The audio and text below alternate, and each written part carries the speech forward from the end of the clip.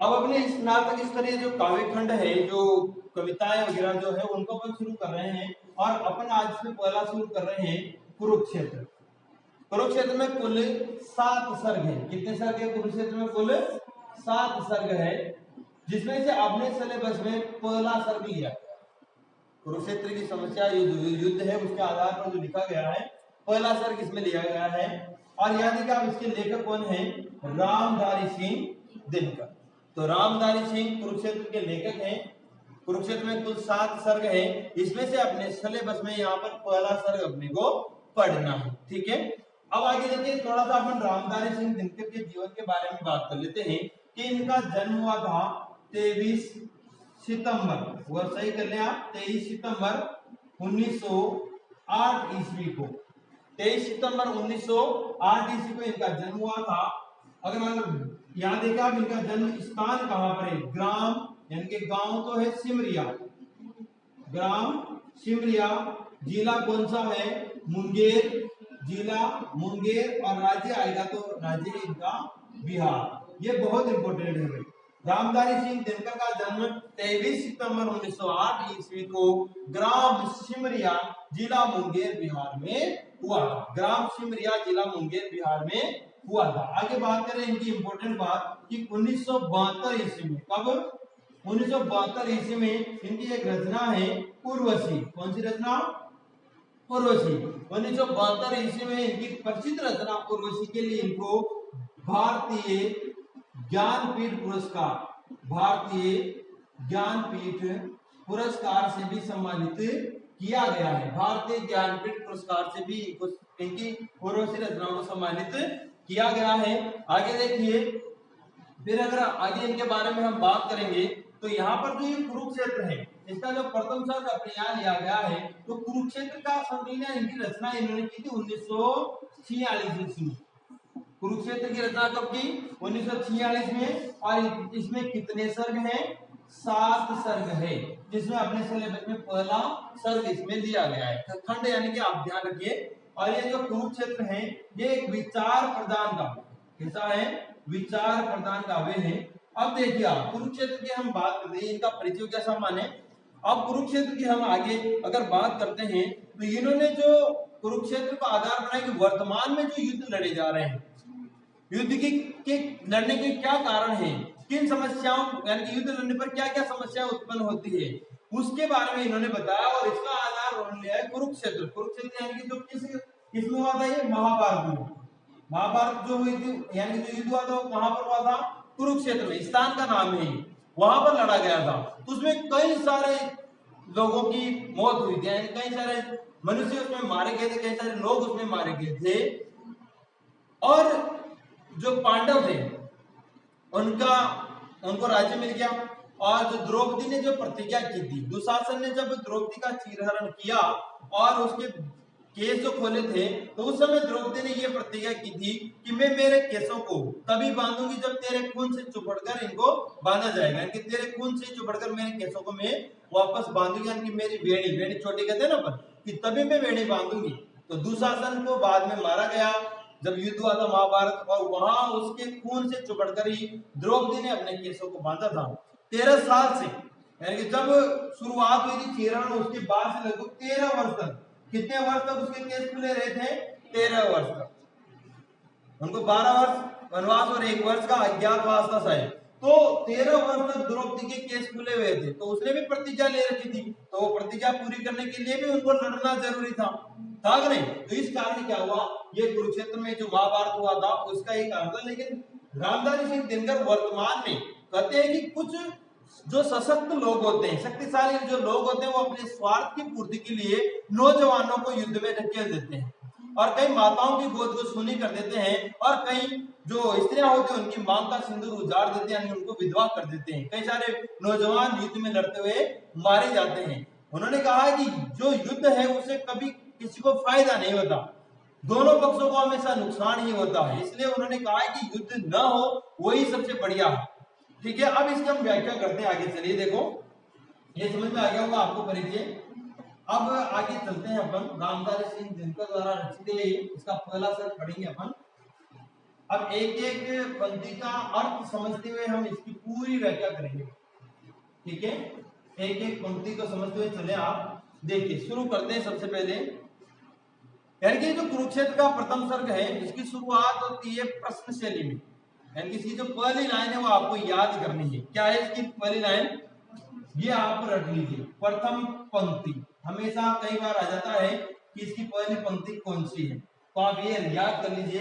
इसकी प्रथम पंक्ति, वह कौन रोता, वह कौन रोता है वहां, वह कौन रोता है वहां इतिहास के अध्याय, इतिहास के अध्याय पर। अब देखो, वह कौन रोता वहां, प्रश्नवाचक चिन्ह है, तो आप ध्यान रखिए ये कुरुक्षेत्र के प्रथम सर्ग की पहली पंक्ति, ठीक है। और ये किस शैली में, प्रश्न शैली में, यानी कि पूछने वाली शैली में, प्रश्न शैली में शुरुआत हुई है इसकी। तो आप ये ध्यान रखिए इसकी पंक्ति है पहली, और यहाँ पर आप कह सकते हो कि प्रश्न शैली से शुरुआत हुई है इसकी। किससे शुरुआत हुई है, प्रश्न शैली से। अब देखिए अपन इसका अर्थ करते हैं आगे, कि वह कौन रोता है वहां इतिहास के अध्याय पर, जिसमें लिखा है नौजवानों के लहू का मोल है, प्रत्येक किसी बूढ़े कुटिल नीतिज्ञ के व्यवहार का, जिसका हृदय उतना मलिन जितना कि शीर्ष वलक्ष है, जो आप तो लड़ता नहीं कटवा किशोरों को मगर, आश्वस्त होकर सोचता सोनित बहा लेकिन गई बच लाज सारे। तो यहाँ पर जो युधिष्ठिर है उसके संबंध में भूमिका बनाकर, वो जो युधिष्ठिर का द्वंद्वात्मक और पश्चातापमय जो उसकी मानसिकता है उसके बारे में यहाँ पर कहा गया है। तो आप बिल्कुल ये ऊपर की पंक्तियों में अर्थ ही देखिए, नीचे देखने की जरूरत नहीं है अपने को, पहले अर्थ समझिए। अब देखिए वो कहते हैं कि वह कौन रोता है वहां इतिहास के अध्याय। रामधारी सिंह दिनकर ने कहा है कि इतिहास में कई सारे युद्ध हुए हैं। भाई पहले जो इसके ये जो लिखा उन्होंने कुरुक्षेत्र, उसके पहले कई सारे युद्ध हुए, वो एक नहीं हुए, होते रहे हैं युद्ध।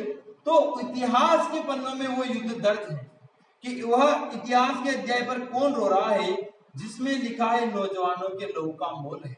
यानी कि वो जो इतिहास के अध्याय में जो युद्ध वर्णित है वो कहीं ना कहीं नौजवानों के खून का मोल है, खून का मूल्य है कि नहीं। अगर नौजवान उनमें शहीद नहीं होते तो क्या वो युद्ध जीतते, नहीं जीतते। युद्ध कैसे होते, नौजवानी तो शहीद हुई उनमें। तो कहा है कि जिसमें लिखा है नौजवानों के लहू का मोल है, उन युद्धों के इतिहास के पन्नों में क्या लिखा हुआ है, उन नौजवानों के रक्त का मूल्य लिखा हुआ है।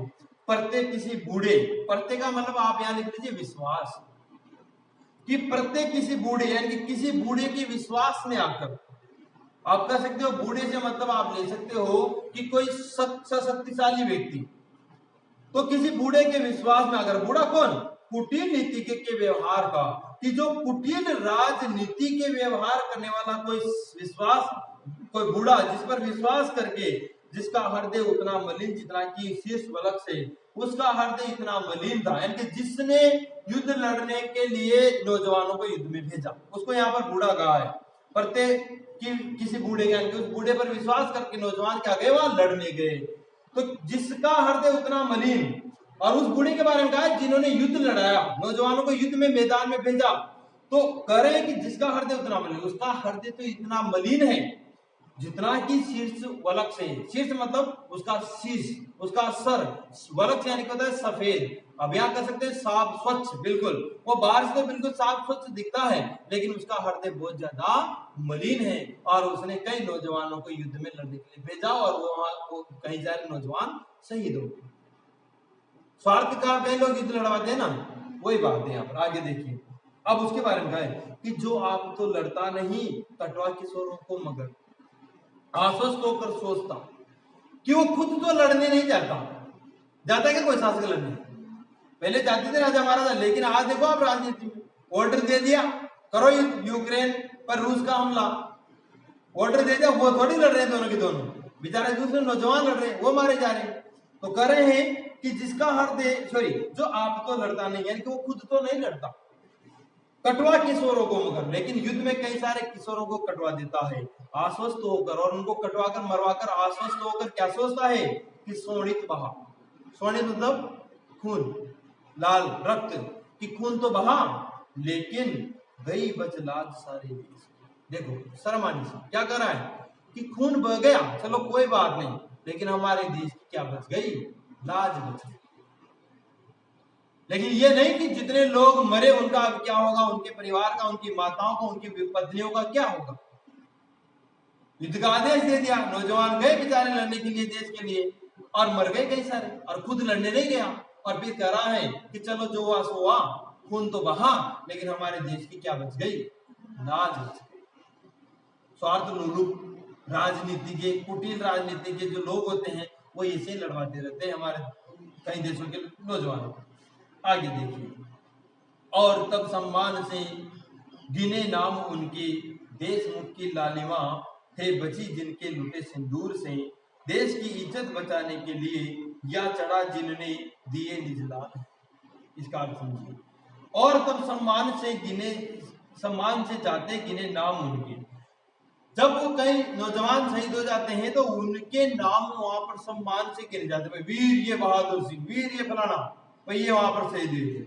देशमुख की लालिमा है बची जिनके लुटे सिंदूर से, और जिन माताओं, जिन पत्नियों के सिंदूर से, यानी जिनके सिंदूर के लुटने से उस देश की लालिमा बची है, उस देश का गौरव बचा है, उन माताओं के, उन पत्नियों के नाम भी वहां पर लिए जाते। भाई इसकी पत्नी, इसका पति था जिसने वीरता से लड़ाई की और शहीद हो गया, इसका बेटा था जिसने वीरता से लड़ाई की और वो शहीद हो गया।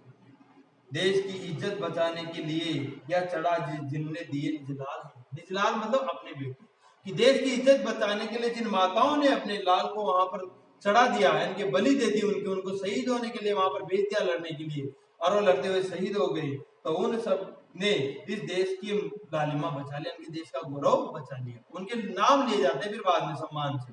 अरे बताओ सम्मान का क्या करेंगे वो, हाँ जिनका बेटा मर गया वो मां सम्मान का क्या करेगी, जिसका पति मर गया, जिसका सिंदूर उजड़ गया, वो सम्मान का क्या करेगी। अब आगे कहते हैं रामदास सिंह दिनकर कि ईश जान कि भगवान ही जाने, देश का लज्जा विषय तत्व है कोई कि केवल आओ, कि वो कह रहे हैं कि जो देश का लज्जा का विषय कह रहे हैं कि देश की लाज बच गई, ये विषय कोई तत्व है, या ये बात तत्व का मतलब यहाँ ले आप सत्य, कि ये विषय कोई सत्य है कि कोई केवल आवरण, कि केवल दिखावा है बाहर से, कि केवल बाहर से ये कोई दिखावा कर रहे हैं, अंदर तो इनके स्वार्थ भरे हुए हैं, और बाहर से दिखाते हैं कि देश की लाज बच गई, और इस आवरण के पीछे नौजवानों को लड़ने भेज देते हैं, और इसकी आड़ी आड़ी में अपने स्वार्थों की पूर्ति करते रहते हैं। आगे देखिए, उस हलाहल से कुटिल द्रोह अग्नि का, हलाहल किसे कहते हैं, विष को, कि उस जहर की कुटिल द्रोह की अग्नि का जो कि जलती आ रही है चिरकाल से, वो जो जहर की कुटिल अग्नि, द्रोह की अग्नि, जो उन स्वार्थ लोलुप सत्ताधारियों के हृदय में कई समय से, चिरकाल मतलब लंबे समय से उनके हृदय में जो जलती हुई आ रही थी, वो चाहते थे शासन करना, ये राज्य मेरा, ये भी मेरा हो जाए, ये भी मेरा हो जाए, तो उनके हृदय में जो चिरकाल से ये विष की कुटिल द्रोह की अग्नि जो जलती हुई आ रही थी, स्वार्थ लोलुप सभ्यता की अग्नि, जो स्वार्थ लोलुप स्वार्थी लोलुप लालची इस सभ्यता के जो अग्रणी, जो नायक थे, नायकों के पेट की जठराग्नि सी, नायकों के पेट में लगने वाली आग सी, वो जलने वाली आ रही थी, ठीक है, जठराग्नि सी, पेट की आग, यानी कि जठराग्नि किसे कहते हैं, पेट की आग। विश्व मानव के हृदय निर्दोष में, तो विश्व का जो मानव है उसके निर्दोष हृदय में, निर्दोष है यहाँ पर कि विश्व मानव के निर्दोष हृदय में मूल हो सकता नहीं द्रोहाग्नि का, कि विश्व मानव के जो लोग हैं उनके हृदय में द्रोह की अग्नि का मूल नहीं हो सकता। हो सकता है क्या, कभी नहीं हो सकता, उनको क्या मतलब है लड़ने मारने से। तो विश्व मानव के हृदय में, विश्व मानव के निर्दोष हृदय में मूल हो सकता नहीं द्रोह की अग्नि का, कि विद्रोह की अग्नि का मूल मानव के हृदय में नहीं हो सकता, वो तो बिल्कुल निर्दोष है बेचारा, वो नहीं चाहता लड़ना, चाहता लड़ना नहीं समुदाय है, कि समुदाय समूह लड़ना नहीं चाहता है, कोई भी समूह लड़ना नहीं चाहता, कोई भी समुदाय लड़ना नहीं चाहता। फैलती लपटें विषैली व्यक्तियों की सांस से, ये जो लड़ने की जो विषैली लपटें, आग की जो जहरीली लपटें फेंकी जाती है लड़ने की, वो उन व्यक्तियों की, किनकी, जो स्वार्थ लोलुप व्यक्ति होते हैं, जो कुटिल राजनीतिज्ञ होते हैं, उनकी सांस से ही लोगों तक ये आवाज पहुंचती है कि लड़ो, ये युद्ध करना जरूरी है, हमारे देश की आन बान शान का मामला। तो आया ना कि पीएचडी लपटे विषैले व्यक्तियों की सांस से, जो विषैले कुटिल व्यक्ति होते हैं ना, उनकी सांस से ये ऐसी लपटे यानी कि आग की लपटे यानी कि कह सकते हैं लड़ाई युद्ध लड़ने की लपटे फैलती। आगे निकालिए, आगे देखिए कि हर युद्ध के पहले द्विविधा लड़ती उबलते क्रोध से। द्विविधा, द्विविधा मतलब द्वंद्व, द्विविधा मतलब क्या होता है? द्वंद्व।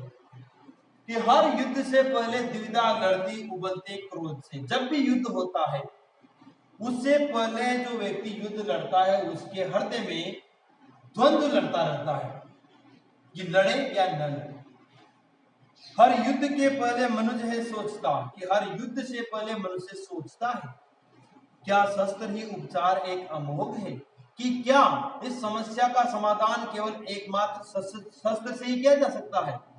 अमोघ यानी कि निष्फल न होने वाला, कि इस यानी कि इस समस्या का समाधान शस्त्र के अलावा किसी से नहीं हो सकता। हर मनुष्य इस बात को सोचता है युद्ध से पहले। अन्याय का, अपकर्ष का, विष का, गरल में द्रोह का। ये जो अन्याय है, ये जो समाज में विष फैला रखा है, जो अपकर्ष है, जो गरल में विद्रोह यानी कि विष युक्त ईर्ष्या है, विष से भरी हुई जो ईर्ष्या करते हैं लोग, इन सबका क्या इलाज शस्त्र ही है? क्या युद्ध ही इसका समाधान है? इसके अलावा और कोई समाधान नहीं हो सकता। लड़ना उसे पड़ता, वो सोचता है बेचारा, लेकिन फिर भी उसको क्या करना पड़ता है? लड़ना पड़ता है। वो जीतने के बाद भी, फिर जब युद्ध जीत जाते हैं तो जीतने के बाद भी रणभूमि में वह देखता है सत्य को रोता हो। जब जीत जाता है उसके बाद भी वह सत्य को रणभूमि में यानी युद्ध भूमि में कैसे देखता है? रोते हुए देखता है। वह सत्य है जो रो रहा इतिहास के अध्याय में, और जो इतिहास के अध्याय में जो रो रहा है वो क्या है? सत्य है। विजय पुरुष के नाम पर कीचड़ नयन के डाल था। जो विजय हुआ उस युद्ध में, उस पुरुष के नाम पर नयन के कीचड़ डालता हुआ, यानी कि उस युद्ध के बारे में जब लोग पढ़ते हैं, सुनते हैं, देखते हैं, तो उस विजय पुरुष के नाम पर कीचड़ भी उछाला जाता है, व्यंग्य भी किया जाता है कि इस युद्ध के कारण कितने सारे नौजवान शहीद हुए, कितने लोग मारे गए, कितने माओ की गोद उजड़ गए, कितनी स्त्रियों के सिंदूर उजड़ गए थे। इसलिए कीचड़ नयन के डालता कहा है, यहाँ पर व्यंग्य कहा। उस सत्य के आघात से हे झंझना उड़ती शिराएं प्राण की असहाय। और वो जो सत्य है उसके आघात से यानी कि उसकी चोट से झंझना उड़ती शिराएं, यानी कि हमारे शरीर की जो शिराएं, जो इंद्रियां हैं, जो नसें हैं, वो प्राण की जो नसें हैं, वो एकदम से असहाय सी झंझना उठती है। और किस प्रकार से झंझना उठती है कि सहसा विपंची पर लगे कोई अपरिचित हाथ, जो कि हमारे शरीर की वो शिराएं इस प्रकार झंझना उठती है कि मानो सहसा यानी कि अचानक, विपंची पर, विपंची यानी कि वीणा पर, कि अचानक मानो वीणा पर कोई किसी अपरिचित व्यक्ति के हाथ लगने से जैसे वीणा झंझना उठती है, वैसे ही मानो शिराएं झंझना उठती है। वो तिल मिला उठा, मगर वो तिल मिला जाता है कि मैंने क्या कर दिया, इतने लोगों को मार दिया मैंने, मगर परंतु किंतु ये जानता इस चोट का उत्तर न उसके पास है। वो ये भी जानता है कि इस चोट का उत्तर उसके पास नहीं। क्या करे बेचारा? सहसा हृदय को तोड़कर, फिर फटाफट अपने हृदय को तोड़कर कड़ती प्रतिध्वनि प्राणगत अनिवार्य सत्याघात की, कि उसके हृदय से प्राणगत अनिवार्य सत्याघात की। जो अनिवार्य मतलब जिसका निवारण न हो सके, अनिवार्य, भाई लड़ना ही था वहां तो अनिवार्य सत्याघात की, सत्य के आघात की जो प्राणगत प्रतिध्वनि उसके हृदय से कड़ती, कड़ती मतलब निकलती है। नर का बहाया रक्त है भगवान मैंने क्या, फिर उसके हृदय से वो आवाज आती है कि हे भगवान, मैंने कई सारे नरों का क्या बहा दिया, रक्त बहा दिया, ये मैंने क्या कर दिया। अब यहाँ ये एक देखो, कड़ती प्रतिध्वनि प्राणगत अनिवार्य सत्याघात की, ये जो कड़ती शब्द है, क्या शब्द है? कड़ती। ये देसी शब्द लग रहा है आपको, कड़ना, कड़ी जी, कहा तो कड़ती में कौन सा दोष है समझा सकते हो आप? सॉरी, कौन सा दोष है? ग्रामेत्व का है ना, कड़ती। आगे देखिए आप, तो कहता है कि हे भगवान, ये मैंने क्या कर दिया, मैंने कितने नरों का खून बहा दिया। आगे चलिए, लेकिन मनुष्य के प्राण शायद पत्थरों के ही बने। फिर आगे कहते हैं कि शायद ये जो मनुष्य है, लड़ लिया युद्ध, घबरा भी गया, परेशान भी, क्यों इतने लोगों को मार दिया, लेकिन शायद ये मनुष्य के जो प्राण हैं किसके बने हुए हैं? किसके बने हुए हैं? पत्थरों के बने हुए हैं। इस दंश का दुख भूल कर, दंश यानी कि घाव, जो अभी ये युद्ध लड़ा है, उस युद्ध में जो घाव लगे उसके हृदय में, उन सबको भूलकर, इस दंश का दुख भूलकर, लेकिन घावों का दुख भूलकर, होता समर आरूढ़ वीर, फिर मारता मरता विजय पाकर भाता। भूल जाता है। मानो इस मनुष्य का हृदय मानो पत्थर से बना हुआ है। जो पिछले युद्ध में जो घाव लगे थे उसको पश्चाताप हो रहा था, उसको वो भूल कर होता समर आरूढ़ वीर, फिर समर यानी कि युद्ध लड़ने के लिए आरूढ़ यानी कि तैयार होता है, फिर वो युद्ध लड़ने के लिए तैयार हो जाता है, फिर मारता है, फिर मरता है, और फिर विजय पाकर बहाता है, फिर जीत भी जाता है, फिर वापस अश्रु आता है कि मैंने भगवान क्या किया, कितने सारे लोगों का खून बहा दिया, कितने सारे लोगों को मैंने मार दिया। आगे देखिए, यो ही बहुत पहले कभी कुरुभूमि में, अब ये अब आएगी कुरुक्षेत्र की बात। यहाँ पर कुरुभूमि मतलब कुरुक्षेत्र कि इसी प्रकार, अब 1946 में लिखा था इन्होंने, तो उस समय युद्ध यानी कि देश में युद्ध का माहौल था, अंग्रेज मार रहे थे, लड़ रहे थे, कई सारे युद्ध हो रहे थे आपस में, तो आजादी के लिए संघर्ष करते सभी लोग। तो वहां पर कहा कि यो ही यानी कि इसी प्रकार जो इतने सारे युद्ध हुए, इसी प्रकार बहुत पहले, कई साल पहले कभी कुरुक्षेत्र में नरमेध की लीला हुई। नरमेध मतलब नरों को मारने की लीला। कई साल पहले ऐसे ही कुरुक्षेत्र में जब महाभारत हुआ था, तो वहां पर कई सारे लोगों को मारने की नरमेध की लीला हुई।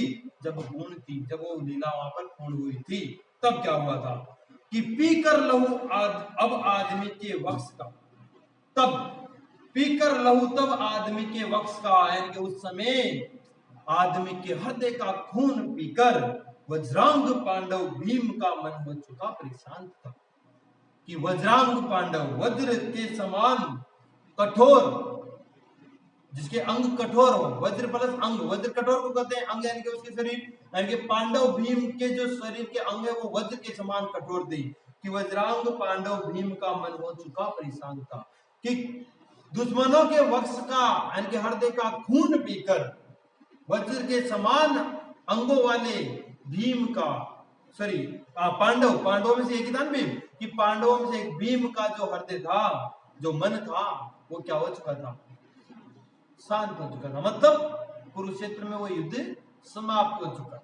उसकी बात बता रहे हैं रामधारी सिंह जी को। ठीक है, आगे समझ में, आगे देखिए, तो ध्यान रखना, वज्रांग पांडव किसके लिए आया है यहाँ, भीम के लिए। किसके लिए आया, भीम के लिए। वज्रांग का होता है कठोर। आगे देखिए, और जब व्रत मुक्त केसी द्रौपदी मानवी अथवा ज्वलित जागृत शिका प्रतिशोध की, दांत अपने पीस अंतिम क्रोध से, आदमी के गर्म लहू से चुपड़कर रक्त वेणी कर चुकी थी केस की, केस जो 13 बरस से थे।